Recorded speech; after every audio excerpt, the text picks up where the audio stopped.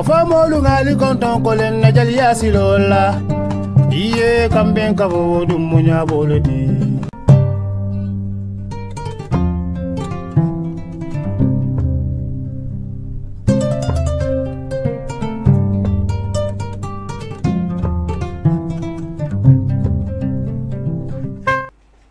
salaamaaleykum mbokk internet Kéwoulo TV ñu ngi leen nuyu di leen ziar atee nag seen entretien avec dama ci dalal benn gan bu am xam-xam lool ci wàllum agriculture ak lépp li nga xamante ne demalante la ay dëkk rawatina Turquie ak Sénégal ba tax na tey Cheikh Tidiane Diédhiou laa dalal moom nag ingénieur agronome de conception la ak conseiller technique à la DEMER soo ko déggee mooy direction de la modernisation équipement rural moom tamit consultant la en développement d'affaires fee ca Turquie ba tax na ma ne lépp luy demalante ay dëkk am na ci xam-xam lool dañoo fas yéene waxtaan lépp luy coopération diggante dëkk rawatina Sénégal ak yeneen dëkk surtout ak Turquie damay bàyyi sama gan bi di Cheikh Tidiane Diédhiou mu daal di nuyu mbokk internetu Kéwoulo TV Cheikh Tidiane. Merci beaucoup pour l'invitation bi vraiment lu important la seen chaîne bi c'est une chaîne très suivie dans la diaspora. Parce que ñun période bi ñu nekk en Turquie parce que chaque jour bu ñu yeewoo rek jéem a xool Babacar Kéwoulo lu mu wax tey ban information lay jàllale lu important la pour ñun ñi nekk foofu noonu pour ñu nekk au parfum de ce qui se passe dans notre pays. Machallah. Donc j'espère que dinañ mën def tamit émission bu neex bu constructif boo xamante ne dina amal njëriñ sénégalais yi. am nañ ci yaakaar lool mak am nañ ci yaakaar ba tax na dañuy door waxtaan bi ak li nga xamante ne mooy diplomatie sénégalaise maanaam la relation entre le Sénégal et les autres pays rawatina fee di Turquie nga xam ne à chaque fois dañ ci dégg sénégalais di dox ñaxtu di wax seen conditions yi ñu fa nekkee rawatina sénégalais yi nekk Turquie gis nañ fi tamit yàggut dara ay vidéos yu doon circuler par rapport à des sénégalais yoo xam ne dañ leen doon gaañ di leen dóor di leen torturer fee ca Turquie par rapport ak yow mi fa nekk ak yow mi nga xam ne tamit expert nga ci wàllum relation yi Sénégal ak yeneen dëkk yi lan mooy sa gis-gis ak sa xalaat ci wàllu woowu. Bon Turquie dëkk la boo xamante ne normalement ñoom ak Sénégal seen relation dafa yàgg parce que ñun ba ñu amee indépendance en 1960 63 la ambassade Turquie installé wu fii nii à Dakar mais après ñoom depuis 63 ba ñun 2006 la ñu am ambassade à Ankara te boo xoolee ambassade bi ñu am 2006 moo nekk la première ambassade africaine bu installé wu en Turquie en 2006 mais li nga doon expliqué sànq lépp lu ko andi mooy de 2006 à nos jours suñu relation yi ak Turquie dañ koo kiiwul dañ koo joxul gëdd bu ñu ko waroon a jox pour man totalement moo tax sax sénégalais yi des fois di fa am ay problème parce que Turquie yi nekk fii nii à Dakar amuñu benn problème mais en réalité ñun suñu doomu réew yi nekk foofu noonu dama yaakaar ni réew mi moo leen taxawul taxawaay bu mu leen war a taxaw mais année yu mujj yi nii quand même surtout instant bii nii ak ambassadeur bi fa nekk nii Moustapha Sokhna Diop ma koy nuyu moom mu ngi def lu ci war parce que moom dafa njëkkoon nekk foofu en Turquie nekkoon na fa je pense de 2013 à 2017 donc xam na contexte réewu Turquie xam na tamit bu baax a baax sénégalais yi nekk foofu lan la ñuy def ak nan la leen mën a dimbalee parce que ñun suñu suñu relation yi ak Turquie année yu mujj yi ci période gouvernement Macky Sall bëri na compagnie Turquie fi ñëw parce que boo xoolee ci 2023 bi kese les échanges entre les deux pays mu ngi tolloon ci presque ay 546 millions de dollars mais boo xoolee potentiel bi ñu am presque pour man mën na dem ba kii 1 milliard de dollars parce que Turquie pays agricole la pays la tamit boo xamante ne c'est un pays développé donc ils ont beaucoup de choses yoo xamante ne ñoom ak Sénégal mën nañ see échanger te mën nañu ko ñun njaay bi tamit gis nañ tamit ça marche bien parce que sénégalais yi bari léegi bagage Turquie la ñuy jaay waaw mais parce que Turquie seen bagage yi boo xoolee rapport qualité prix kii bu baax la parce que ñoom seen dañu am coton bu baax ba pare seen surtout seen textile ñoom ñoo koy defaral seen bopp donc ils ont des trucs avec une très bonne qualité et aussi le prix aussi dafay baax fii pour Sénégal mais ça c'est juste comment on appelle ça la partie visible de l'iceberg boo xoolee man li ma gën a amal importance mooy par rapport ak Turquie projet yi ñu leen fi joxoon ñu si bëri ay projet construction la mais je pense que dans le domaine de l'agriculture dans le domaine de la recherche ak tamit industrie yi Turquie mën nañu apporter lu bëri mais loolu lan moo koy mën a andi mooy suñu diplomatie bi ñu gën koo ñoŋal ñu fexe ba ñi nekk foofu noonu ci yore diplomatie bi ñu nekk ñoo xamante ne dañoo non seulement dañoo xam la Turquie. parce que boo xoolee tey si ambassade bi am na ay diplomate yu fa nekk yu bëri c'est vrai ambassadeur bi tamit ku xarañ la mais amuñu ay profil yoo xamante ne ñoo xamante ne dañu xarañ ci affaire projet. maanaam côté personnel investissement côté personnel bi parce que loolu foofu damay lancer. côté personnel fan ca ambassade Turquie bi si boppam d'accord si ambassade bi ak tamit mën naa wax tamit ci consulat parce que am nañ fa benn consul honoraire mais foofu tamit presque moom moo nekk Istanbul normalement problème yi ngay wax ni yëpp moom moo waroon nekk. dogguma la sax monsieur Diédhiou mais dëkk bi nga xamante ne am nañ fa ambassade am fa benn consul honoraire comme tu l'as si bien dit est-ce que sénégalais war na fa jànkonteel ay défis. non waruñu fa jànkonteel benn problème mais lépp moom laay wax ci kii la ci organisation la parce que ñun tey boo xoolee pour benn turc mu ñëw fii à Dakar day yomb ci moom mooy lan dafay dem ambassade déposer visa. du fay dara. ñu defaral ko visa mu ñëw mais ñun bu ñu waree jóge fii nii pour dem en Turquie da ngay dem Turquie déjà seen visa dañu am service consulaire boo xamante ne kii ñoom ñu yore affaire visa yi benn service dañ ko jox boo xam ne c'est privé da ngay dem foofu noonu defal joxe sa papier pare fay 80 000 pour ñu defaral ci papier nga fay 80 000 pour ñu defal la kii nu mu tudd pour nga déposer visa nga xaar te mën nañ la may comme mën nañ laa bañ a may donc loolu tamit yooyu noonu yëpp ay kii la yoo xamante ne man pour man li ma gëm mooy dans la diplomatie mooy da nga war a Sénégal dañu war def réciprocité visa ak dëkk yi yëpp dëkk bu munti nekk dëkk bu ñu xoolee dëkk bii nii li ñuy laaj papier yi ñuy laaj pour ñun ñu am visa ñun ñu laaj les mêmes papiers ak tamit laaj les mêmes montants c'est aussi simple que ça parce que loolu day tax dëkk yi respectante parce que yow chaque fois rek boo tegoo ci position wu rakk rek position rakk boobu lañ lay xoolee donc foofu noonu manque de respect bi day ñëw maanaam foo ñu nawante dëkk yi bu ñu nawantee rek loolu day yombal suñu relation yi ba pare day tax ñu gën a am li ñu soxla dëkk yooyu dañ koy am dëkk boobu gën ko am parce que même sànq maa ngi lay wax naan la suñu relation yi en 2023 rek ñu ngi nekkoon 246 millions de dollars 246 millions de dollars yooyu boo ko xoolee pour la plupart presque 90% yi Turquie yi ñoom ñoo ko siy gagné ñun li ñu siy gagné 10% kese la donc ci coopération boobu parce que ñoom ñoo fi defar Turquie ñoo fi defar stade Maître Abdoulaye Wade bi defar fi Dakar Arena bi defar tamit Sicap bi centre kii wu Diamniadio ak yeneen hôtel yi nekk fii nii mais Turquie war nañ mun tamit même entreprise yooyu wala yeneen entreprise turque yu bëri yoo xamante ne dañoo bëgg ñëw instant bi Sénégal pour investir fii dans le cadre de l'agriculture am nañu ay kii man sama table au niveau de structure bi ma nekk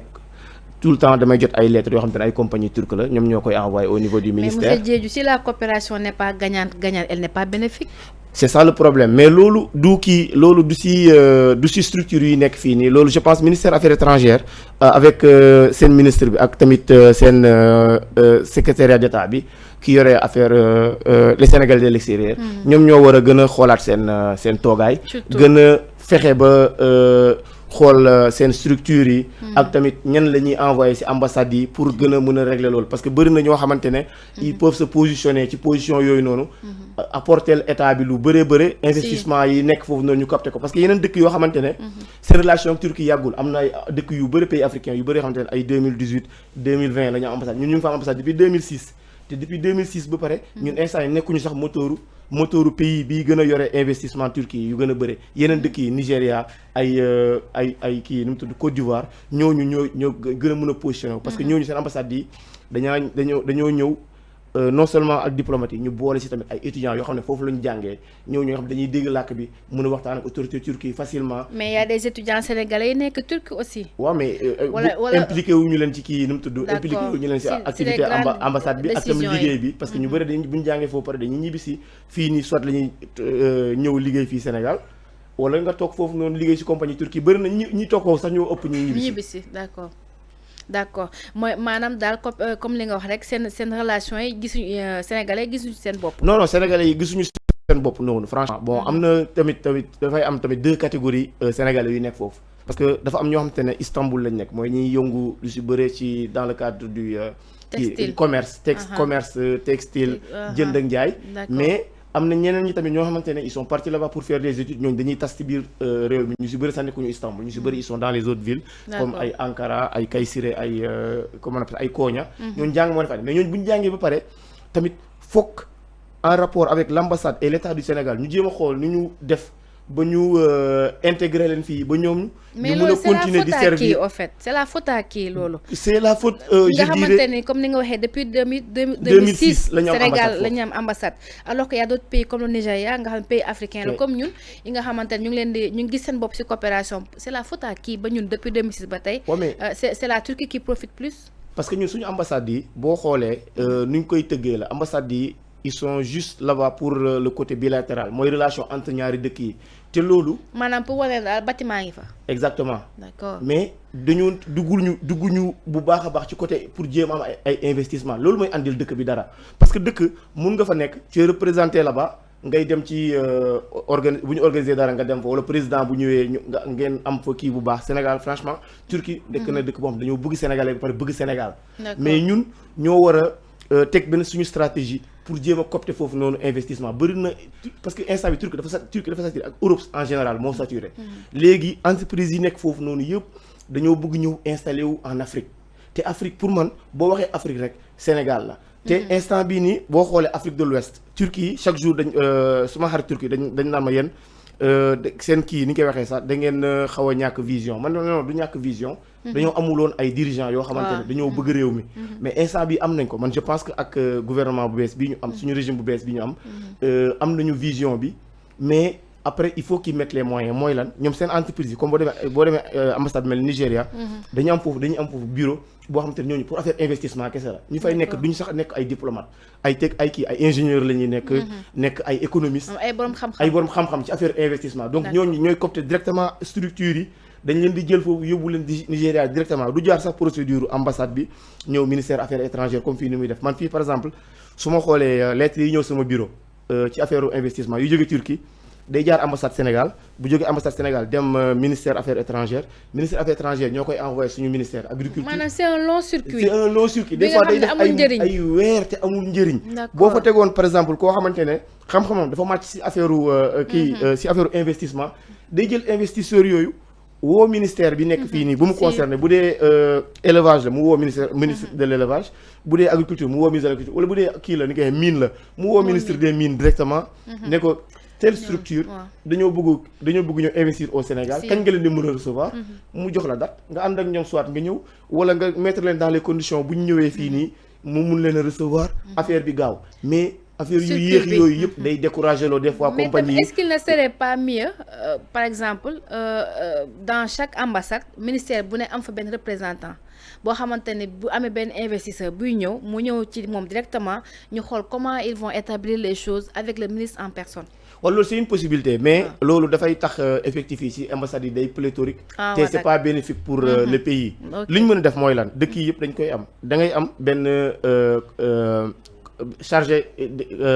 des affaires économiques nga fay am koo xamante ne technicien la dafa mën non seulement mën na négocier mais xam na ci affaire projet lu bëre ba pare mën a copter ay investissement parce que en général ñii ñëw ñëpp ci ambassade bi la ñuy jaare bu ñu bëggee dugg ci dëkk bi mais bu ñu ñëwee ci ambassade bi au lieu muy nekk processus boo xamante ne day jaar affaires étrangères yéeg fële dem ci ministre dem ci secrétaire d'État au Sénégal de l'extérieur kooku moom moo fay nekk à partir de foofu moom il peut prendre les décisions xool ñii seen document de projet xool seen kii memorandum of understanding mooy MOU mooy kii bi contrat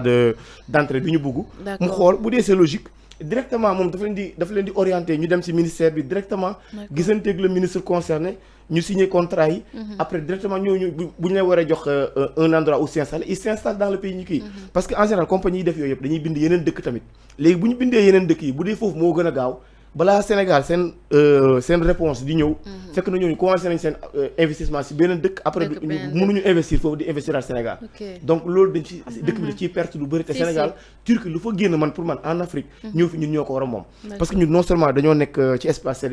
CEDEAO bi rek instant bii nii on est presque à 300 millions d'habitants loolu du marché bu ndaw te ñu ngi koy prévoir ñu ngi naan ak ñun suñu projet Sénégal 2050 bi d'ici 2050 au niveau de la CEDEAO je pense que population bi dina àgg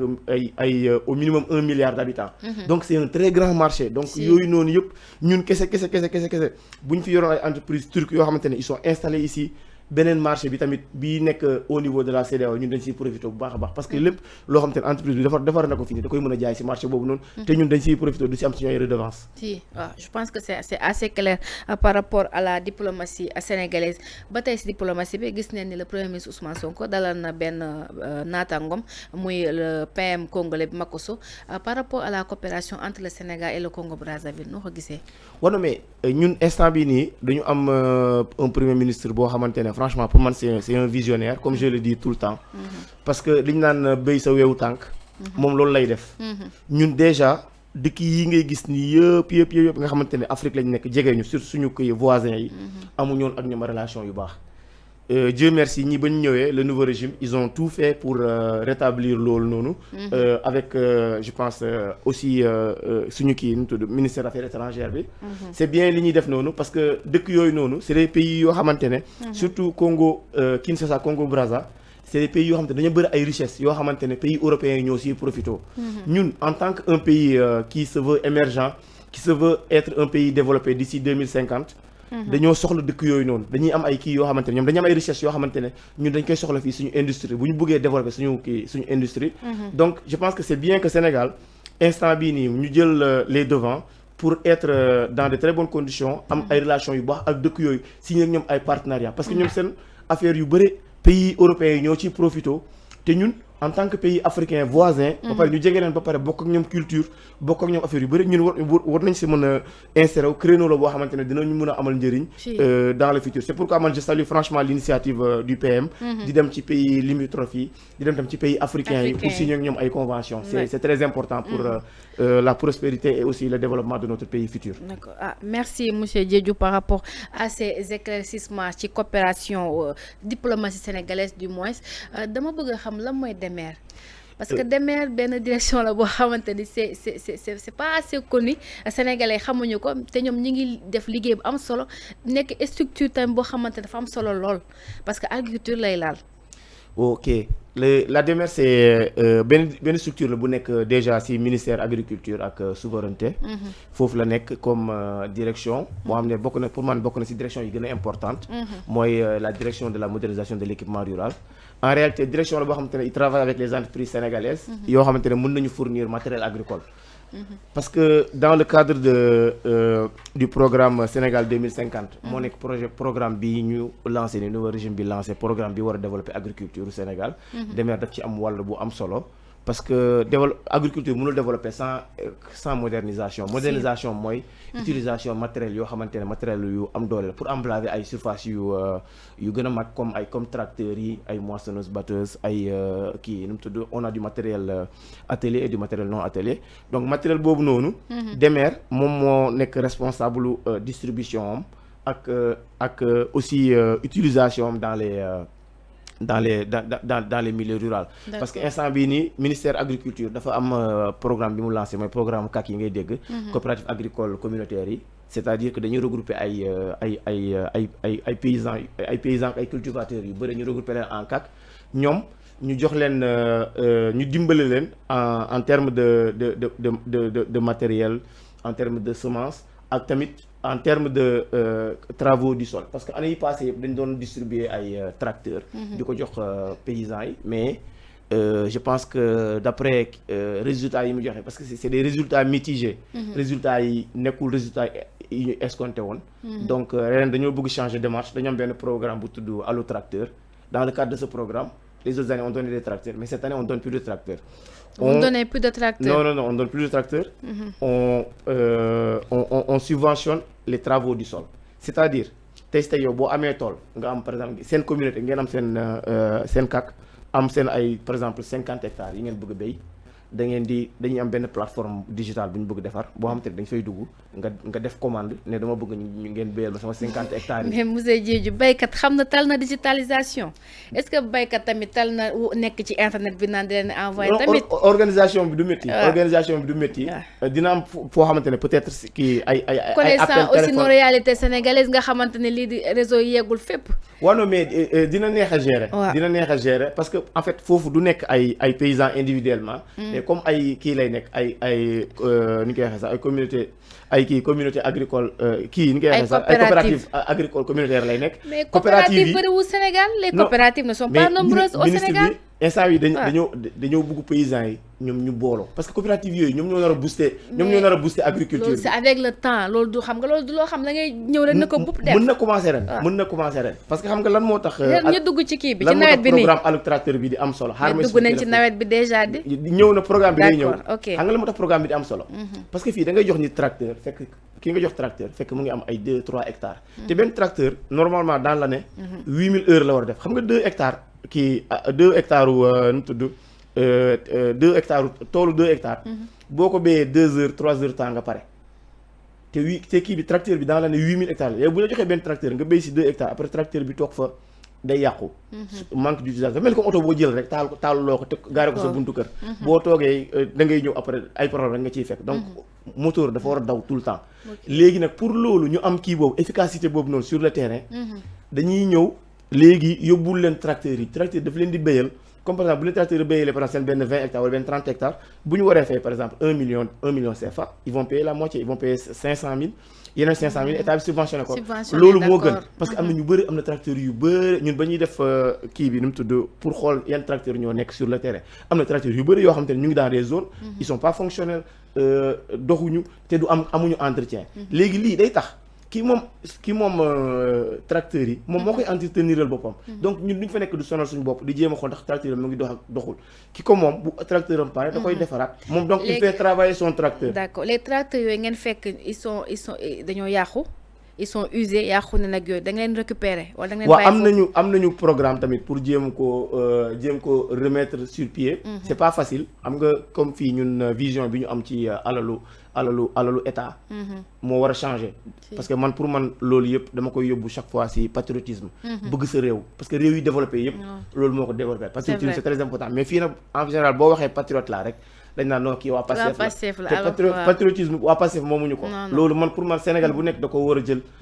moomal ko boppam. parce que loolu dafa nekk vertu bu am solo. ñun ñii ñëpp boo gisee ñi dem ci yenn dëkk yi di fa def ay 15 ans 20 ans. après dellu si Sénégal patriotisme boobu la parce que dëkk yi ngay nekk boo xoolee doo fa manqué dara. loo bëgg am na fa mais. li nga fay gis da ngay bëgg tam mu am sa réew donc ñun ñëpp loolu moo ñuy delloo si suñu réew yi bëgg suñu réew mel na réew yooyu noonu donc patriotisme boobu bu ñu demee ba am ko rek ba tamit ñu inculquer ko suñu paysans yi ak suñu agriculteurs yi rek foofu noonu loolu da ngay gis suñu lépp day changer loolu dina yokk suñu productivité ba pare yokk suñu production agricole yi te loolu mooy développer suñu agriculture en réalité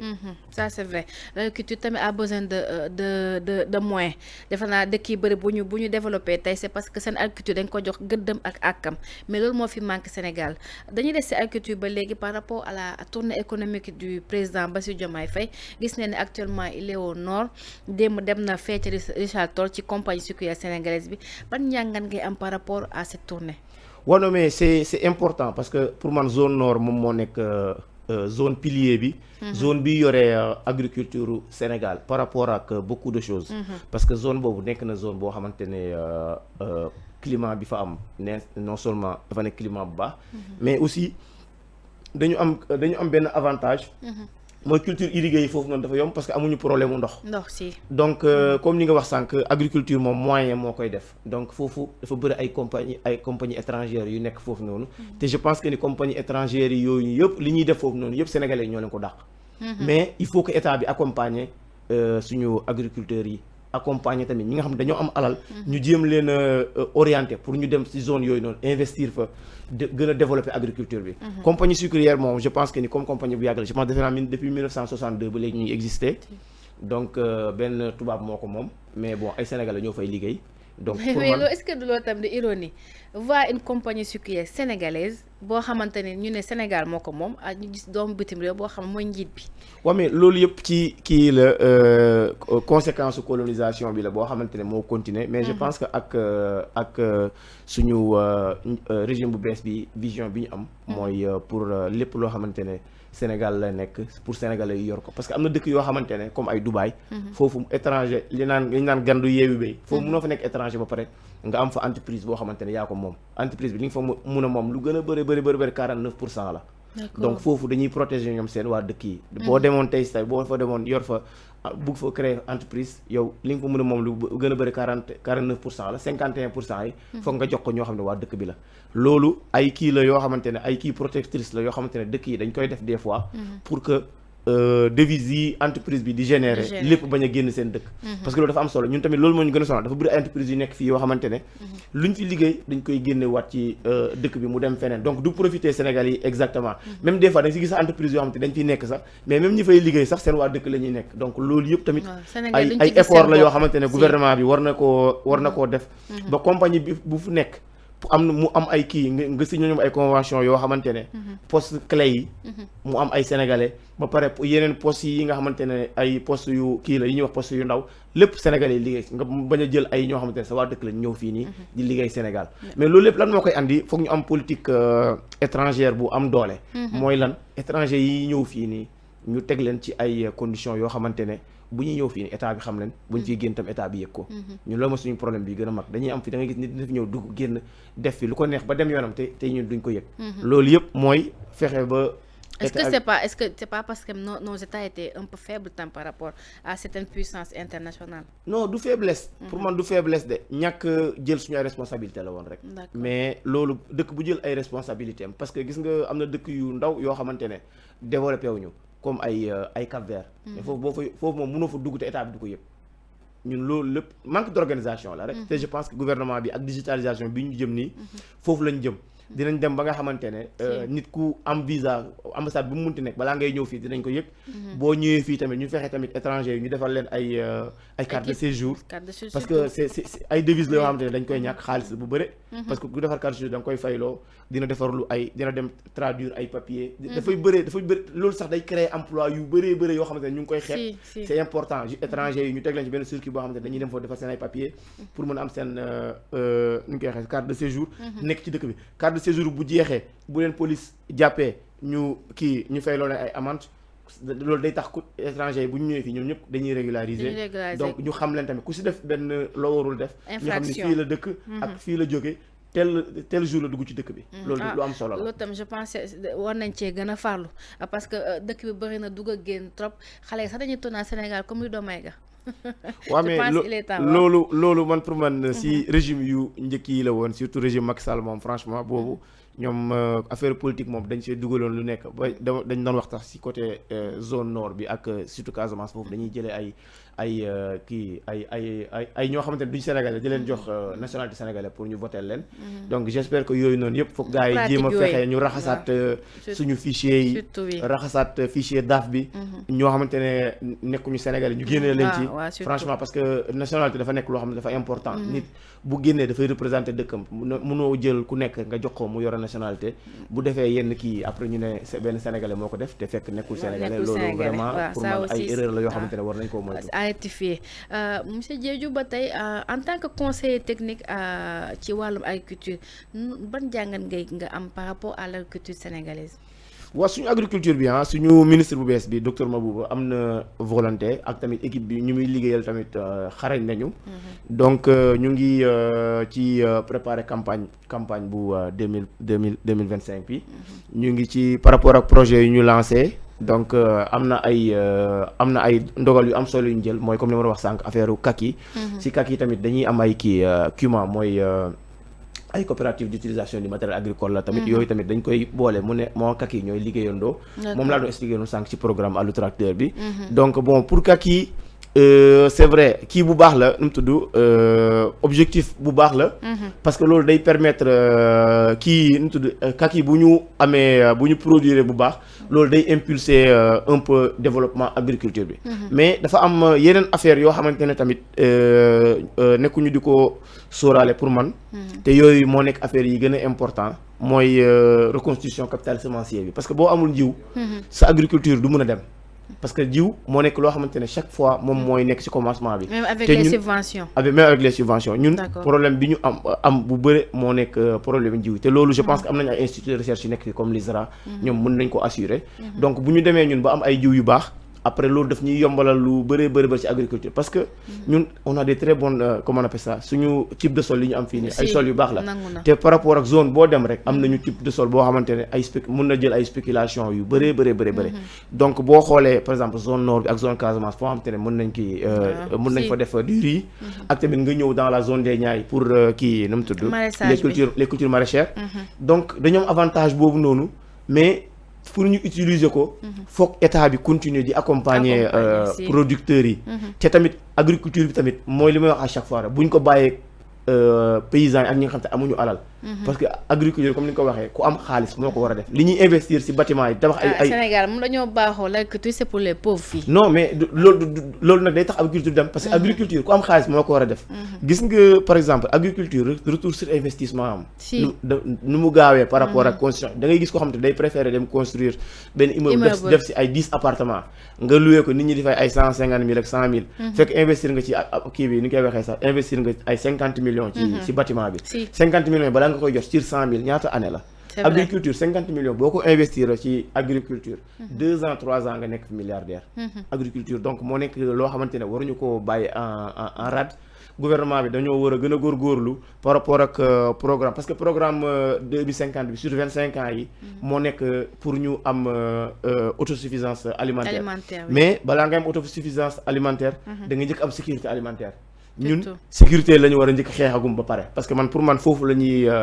dañuy xaw a sauter ay étapes sécurité bi moo nekk loolu ñu am ay semences yu baax am nañ sol yu baax ba pare ñu fexe ba mën a maîtriser conditions yi am ndox parce que am na zone yoo xamante ne am nañ ndox comme dans la vallée ak Ziguinchor mais zone centre yi en général des fois am na zone yoo xamante ne am problème ndox te agriculture tam mënuñu ko baser seulement sur la pluie mooy trois saisonnières yi exactement agriculture lu lay may xaalis lépp sax c'est des cultures de contre-saison te pour nga def culture de contre-saison foog nga maîtriser l'eau maîtriser comment on appelle ça conditions climatiques yi ba pare maîtriser aussi kiiw semences yi utilisation semences yi ngay utiliser donc il faut des études non études yi am na fi ba pare Sénégal moom en termes d'études tout a été fait c'est juste que ñu comment on appelle ça on choisit les bonnes personnes choisir les bonnes politiques ak tamit mettre comment on appelle ça les moyens dans les bonnes zones aussi et dans les comment on appelle ça dans les bonnes spéculations loolu rek moo ci am solo te yeneen ñi yëpp ay kii la études yi yëpp def nañ ko ingénieur la ñu waroon def yëpp def nañ ko mais il faut que ñu gën leen impliquer ñu gën leen mettre dans des bonnes conditions pour ñu mën a pour ñu gën a mën a liggéey parce que instant bii nii production bi bu doxee après njiw yi buñ ko kiiwul si c'est pas bien conservé day yàqu te gis nga loolu moo gën a nekk problème Sénégal bi gën a mag parce que les pertes post-récolte c'est évalué presque à 35% 35% si benn culture lu bëri la donc bu ñu mënee conserver culture yi par exemple bu dee si c'est les cultures maraîchères ñu mën ko conserver ba muy dem sur un truc de 7 à 8 mois day nekk loo xamante ne lu baax day tax Sénégal sur le marché benn produit du mus a manquer en n'importe quel moment de la saison loolu nag ay effort la yoo xamante ne ministère moo ko war a def fexe accompagner kak yi ñu am ay unité de stockage yoo xamante ne c'est frigorifique c'est très important pour la conservation des produits je pense que ñu ngi si am nañ si ay projets yu bëre donc c'est juste que ñu taxawal ko mu commencer pour paysans parce que culture yi kii bi nu mu tudd saison bii nii bu ñu béyee ba pare bu ñu amee abondance problème boobu mooy posé wu donc il faut que ñu anticiper defar kii de stockage yi instant bii nii nga xamante ne bu culture yi jeexee rek paysans yi dinañ am fu ñu mën denc du ci nekk di xalaat di jéem a bazarder seen culture yi comme ni ñu koy gisee à chaque fois exactement di tuur ak di gas di def ak waaw exactement yooyu noonu yëpp day tax loolu day yokk non seulement dina yokk seen ay revenus dina ubbi ay emploi ci chaîne de valeur bu nekk te dina tax tamit paysans yi gën a am xaalis. surtout gën a am xaalis bi ndax ñoom bay dundee la ñuy def Sénégal. mais bay dundee boobu moo dul développer agriculture. agriculture moom foog mu nekk ay entreprises agricoles yoo xamante ne dañuy liggéey. di jaay nit ñi di si gis seen bopp ñu fay liggéeyee di ci am xaalis parce que dans les pays développés agriculteurs yi ñoom ñoo ëpp xaalis. yeneen ñoo ëpp xaalis yeneen corporation yi dañu am xaalis dañuy mën a jël seen culture bu leen neexee. buñ ko jaayal buñ jaayee si dëkk bi bu dee dafa saturé ñu génnee ko dem jaay ko yeneen dëkk am seen xaalis amuñu benn problème agriculteurs yi foofu dañuy dawal ay oto yoo xamante ne ay ministres ñoo koy dawal ci yeneen dëkk yi mais contrairement au Sénégal exactement parce que suñu agriculture dafa kiiwagul dafa tolloogul niveau boobu noonu mais je pense avec la volonté du gouvernement ak tamit ministère effort yi ñuy def mun nañu arriver à ce niveau incha allah. En tant que consultant en matière d'agriculture qu'est-ce que ça te fait boo déggee kii di njiitum réew Bassirou Diomaye Diakhar Faye ne la souveraineté alimentaire c'est à notre portée. C'est la vérité c'est à notre portée parce que gis nga chaque fois damay joxe exemple boobu nit ñi di retaan dama naan ñun dëkk ñi jaay ceeb yëpp ñun ñoo leen ëpp rendement ay Inde ñiy jëndee ceeb ay Taïwan dëkk yu ñuy jëndee ceeb ñoom seen rendement yi c'est à 2 tonnes 500 l'hectare ñun xam nga suñu rendement fii fan la nekk ñaata la nekk au niveau de la vallée on est à 7 tonnes 7 tonnes 6-7 tonnes lañ nekk à l'hectare ñoom te ñoom 2 waaw ñu suñu bës da koy doubler mais ñoom ñoo ñuy jaay ceeb xam nga loolu dafa xaw a kii ni ngay waxee dafa retaan loo léegi ñun te en fait 6-7 tonnes boobu noonu c'est dans les ay kii la mooy producteurs yi nga xamante ne amuñu moyen bu baax yu ndaw ndawaan yi léegi buñ ko mécaniser def ci lépp lu ci war a def mën nañ dem ba 11 tonnes à l'hectare qu'il faut bu ñu defee moyens yi mën nañ dem ba 11 tonnes à l'hectare ñun bu ñu amee 11 tonnes à l'hectare di béy à l'échelle pour tout le pays ñun mën nañ toog fii nii ay année duñ jëndaat ceeb dëkk yooyu au contraire ñoo ñëw fii di jënd ceeb ñu leen di jaay parce que ñooñu 2 tonnes 500 lañu am ba pare ñoom ñi ñuy jaay ceeb du ñu andil fii ay 400 000 tonnes l'année 300 000 tonnes l'année mais président li mu wax dëgg la mais lépp loolu liggéey moo koy andi sénégalais yi foog ñu dellu liggéey ci tool yi gëm agriculture bi état bi tamit accompagner mettre les moyens mais est-ce que liggéey bi rek doy na par rapport au riz nga xamante sénégalais da ngay gis ceebu mbay ceebu jóge ay Thaïlande comme tu l'as dit ay yeneen dëkk Chine ak yooyu mais dañuy gis ñoom ils préfèrent les riz des autres pays que bu seen réew. waaw mais loolu complexe bi ñu am la mais loolu benn affaire rek moo ko mën a régler comme état bi ni mu def keroog ak ni mu def temps yële ak pomme de terre bi ak soble bi interdire kii ni ñu koy waxee sax importation yi da ngay fexe ba ñu am fi déjà quantité yoo xam te ne mën na suffisant mën na mooy sécurité alimentaire bi mën na dundal dëkk bi ba pare bu demee ba loolu taxaw après nga bloqué kii nu tudd importation de riz ceeb moom si kii lay jaar nu tudd si port bi lay jaar boo nee bu fi kenn andi ceeb rek jeex na ñëpp fi lañ dañuy les gens ils sont obligés nit ñi foog ñu dund ñoom ñëpp dinañ lekk ceeb mbay bi te tamit nga defal ko tamit publicité bu baax parce que ceeb mbay bi ceeb bu baax la ceeb riz importé bii nii yu feebar yu bëri yi ñu am ci réew bi moom moo koy andi ay diabète yi ngay dégg ay kii parce que suukar la te ceeb bi day fay bëri ay produits chimiques yoo xam ne dañ ko ciy def jaru ko donc riz de la vallée bii nii moo gën a baax fop pour sénégalais yi est-ce que côté boobu tamit amul manque de sensibilisation. waaw mais ak de communication la rek lépp communication la de gis nga par exemple nit loo yore yow yaa koy jaay. communication bi producteurs yi nekk foofu noonu ñooñu ñoo war a fexe ba seen ceeb bi mu am communication bu baax tamit techniciens yi tamit. fexe jàppal leen ci vulgarisation ceeb boobu noonu ceeb de la vallée bi ceeb bu baax la ça y est ils sont en train de faire un très grand travaux man am naa fa ay promo ak ay xarit yu bëri yoo xam ne ñoo bokk école bi ñu génnee ñoom ñoo nekk foofu noonu ñu ngi def ay résultats yu am solo dans la vallée te yooyu noonu yi dañ see war a état bi ci war a profité sénégalais yi tamit gis seen bopp parce que ceeb boobu noonu sénégalais yi ñoo ko war a lekk buñ ko lekkee fii nii bu demee ba bu ñu toll ci comme président nu waxee sécurité bu ñu demee ba am autosuffisance en riz après mun pays sous région bi nii comme ni ma la wax sànq juste Afrique de l'Ouest rek am na un marché de 300 millions d'habitants c'est pas négligeable donc fii rek bu ñu ko mënee jaay si Afrique de l'Ouest bii nii rek kii bu ngande la. c'est un acquis boo xamante ne après mun nañu andil lu bëree bëri man loolu laa gëm. donc y a un manque de communication. manque de communication la ak tamit sénégalais yi am complexe su ceeb bu jóge bitim réew. parce que ñun ñoo am complexe boobu. lii riz parfumé la. boo amee xaalis riz parfumé nga war a lekk non il faut manger sain. manger sain c'est manger le riz de la vallée man loolu laa gëm. man ceeb boobu noonu man si laa màggee man sama papa ba mu ñun ba ñu nekkee Saint-Louis. sama papa day dem dans la vallée jënd fa ay saaku ceebam andi ko ñu kër gi moom la ñuy lekk. te du am benn problème. c'est sain et amul ay effets secondaires amul dara ceeb yi ñuy andi yi ñuy jëlee à l'étranger yu bëri ay ceeb la yoo xamante ne dañ siy sotti ay produits chimiques ba doo xam nu muy niru. je pense que c'est assez clair communication bi foo mu ndax sénégalais gën a ressourcé waat par rapport à nos produits ndax ñu nekk ci vallée bi dañuy bay comme ceeb ñi nekk fële ay Notto Diobass ñoom ñu ngi bay maraîchage ñu ngi koy def tamit légumes yeeg yooyu mais gis ne lu ci bëri sénégalais importé bi moo leen di gënal je pense que manque de communication la par rapport à cela merci beaucoup monsieur Cheikh Tidiane Diédhiou par rapport ak interview bi ak fekk si bi ñu fekk si fii ci Kéwoulo dañ lay bàyyi nga tàggatoo suñu mbokk internet Kéwoulo TV. Oh, merci beaucoup Rama. Franchement émission bi c'était très riche en enseignement. Comme ni may waxee rek chaque fois émission boo koy def da ngay jàng affaire yu bees. Donc ma remercier seen internautes yi franchement. Et di leen ñaanal tamit quoi fi ngeen bëgg seen kii bi canal bi mun fa àgg. Franchement canal la boo xamante ne bu crédible la. Man du ma raté seen benn chronique. damay déglu seen émission yu bëri tamit. parce que dama si jàng affaire yu bëri. surtout temps ñi nekk ki bitim réew. donc loolu la ñuy gën a xool pour xam la moo xew ci réew mi. Babacar Touré moom ku ko déglu. bu benn information génnee rek da nga naan xaaral ma xaar Babacar lan la ciy wax parce que moom moo la si jox information boo xamante ne kenn du ko dindi. ça c'est vrai. donc ñi leen di ñaanal ngeen continuer ci logique boobu noonu. parce que l'information moom tant que mu ngi nekk vrai rek nit ñi dañ koy suivre te dañ koy topp. te gëm ni Sénégal ak suñu régime bees bii ñu am yoon bi ñu tracé. ñun bu ñu leen a jàppalee topp seen gannaaw. ba pare gëm ko ba pare nag nekk ci ay acteurs dinañ am li ñu bëgg quoi parce que dara yombul mais tamit dara méttiwul. Sénégal yàlla moo ko bëggoon a defar pour man. c'est vrai période bii nii. ñu jëlee fi régime Macky Sall bi ba mu dem. donc maintenant les dés sont jetés. instant bi dañu war a xool suñu kanam. jéem a liggéey mooy defar réew. c'est vrai ku nekk rek xool lan nga mën defal yow sa réew pour andi apporter benn changement. surtout te ñun si lancé boobu noonu loolu moo ñu delloo si réew mi. pour jéem a xool nan lañ mën def pour jàppale suñu réew par rapport ak li ñu jàng. ak tamit kii yi ñu am compétence yi ñu am. donc